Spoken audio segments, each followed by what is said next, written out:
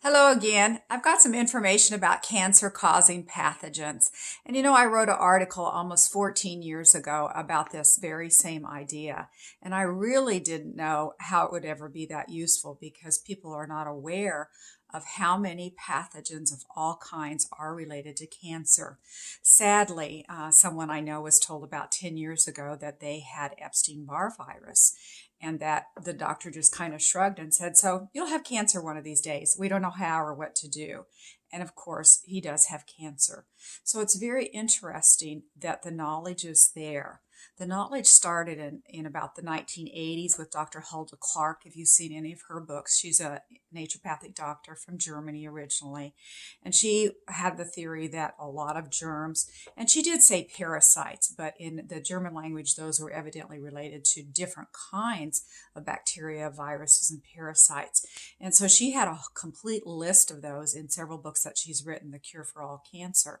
And so a lot of that information was not really accepted by the medical community in the 1980s. But guess what?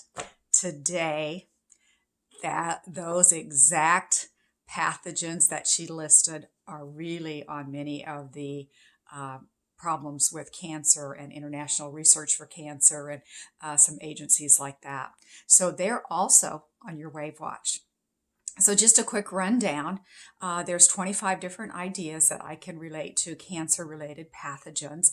I'm not making any statements that this is doing anything. These are all experimental. But my idea is, why wouldn't we want to protect ourselves? Why wouldn't we want to do something once in a while to really acknowledge that these things cause cancer and we ought to be protecting and doing something? So there's a list on there. Again, there's 25 different ideas.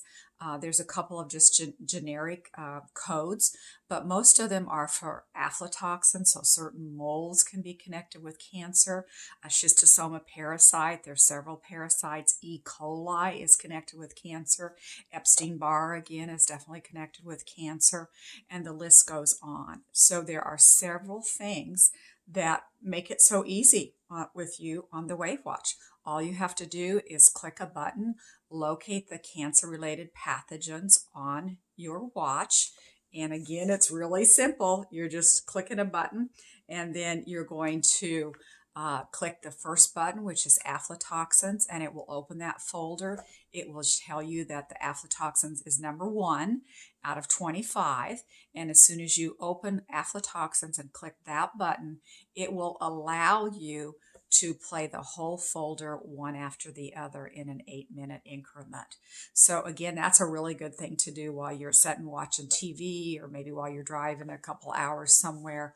Just let the WAVwatch take over. And again, all you're doing is kind of reading our little booklet and realizing that there are some things that possibly we could do for cancer protection. I can't say that I have any testimonies on this, except people who have definitely noticed some things happening when some of those frequencies are played. So one lady who had Epstein-Barr virus, she knew that. She also had breast cancer in both breasts, which is very, very rare. And when she wore the WAVwatch for Epstein-Barr virus, she immediately felt just a little energy, in her wrists. She felt it in the back of her neck. She felt it go down her spine. And then she goes, "Oh, it's in my breast. Oh, it's in my other breast." And so hopefully that was doing something. I can't say I have no medical diagnosis. I am not saying that. I'm just saying that frequencies are amazing, and especially natural acoustical frequencies, of course, that have been around since the beginning of time. They're not going to hurt us. We are listening to sound and frequencies all day long. So let's harness them. Let's learn to harness them and use them and do something for self-care. Hope this works for you. Pass this around. Like me on Facebook. Like me on YouTube. Like the WAVwatch. Get a WAVwatch. Pass it around. Thanks.